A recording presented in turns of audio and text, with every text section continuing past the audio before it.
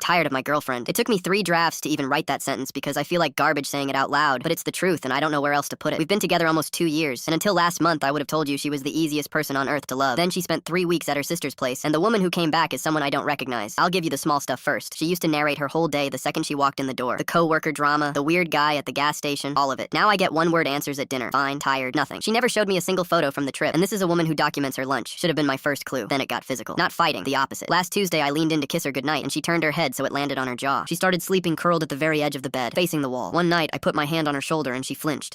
2 years together and my touch startles her now. She bailed on movie night twice too. We haven't missed a Friday movie night in 2 years. We once watched one with the flu, both of us half dead on the couch. Now she sits in the car in the driveway before coming in. The phone stuff started around week 2. She'd get a call, look at the screen, and walk out to the yard to take it. Laptop snapped shut when I passed behind her. I know how that sounds. Believe me, I lay awake every night doing the math on it. Friday broke me. I came home early and heard her crying in the bathroom. Not sniffling, the kind of crying you do into a towel so nobody hears it. I knocked, asked what was wrong, and through the door she said she was just tired. Yeah, me too. I want to be honest about how ugly my head got. I checked how long her showers were. I memorized which nights she worked late. I never went through her phone, but I thought about it, and hating myself for thinking about it somehow made me angrier at her. That's what this kind of silence does. It turns you into someone you don't like. So yesterday, I decided to end it. I'm not built for a relationship where I'm a stranger in my own home. I spent the morning rehearsing the speech. Calm, no accusations, just that I couldn't do this anymore. She was in the shower. Her phone was dying on the counter and mine charges slower, so I went into her bag for her charger. Habit. I've done it 100 times. An envelope slid out with the cable. My name on the front. The handwriting stopped my heart because I hadn't seen it since I was 8 years old, but you don't forget the way your mother writes your name. She walked out on my dad and me 2 weeks before my 9th birthday. No note, no calls, nothing. My dad raised me alone. We made a rule to never say her name, and mostly we kept it. Inside was a letter from a hospice facility 2 states away. Behind it, 4 pages, front and back, in that same handwriting. Apologies. Explanations I'm still not ready to type out. And at the bottom of the last page, thank you for sitting with me. You chose better than I ever did. She wasn't thanking me. She was thanking my girlfriend. Because my girlfriend was never at her sister's. Here's what I pieced together. Standing there with the envelope while the shower ran. 4 months ago, I got drunk at my cousin's wedding and cried about my mom for the first time in my adult life. Apparently, I said I didn't even know if she was still alive. I barely remember saying it. My girlfriend never brought it up again. She just quietly started searching. Found her in a hospice with a stage 4 diagnosis, asking about her son. So she took her vacation days, told me it was a sister trip, and spent 3 weeks sitting with the dying stranger who abandoned the man she loves, recording her stories on her phone, writing down the apologies as she said them, learning who this woman was, so that whenever I was ready, if I was ever ready, I wouldn't be handed a death certificate and a blank space where a mother should be. And the late nights weren't overtime. She'd been driving 2 hours each way after work to keep sitting with her, then coming home to cry it out in the bathroom where I wouldn't see. The calls in the yard were hospice nurses. Every cold silence, every closed laptop, every night crying into a towel. That was her carrying my family's wreckage alone so it wouldn't land on me before it had to. The bathroom door opened. She saw the envelope in my hands and she didn't apologize, didn't panic, didn't explain herself. She went very still and said, she has a few weeks left. I couldn't let a funeral notice be how you found out. Then quieter. I didn't know how to look at you every day while holding that. 12 hours ago, I had a breakup speech memorized. I almost ended things with the only person who has ever truly fought for me, and she'd been fighting for me the entire time.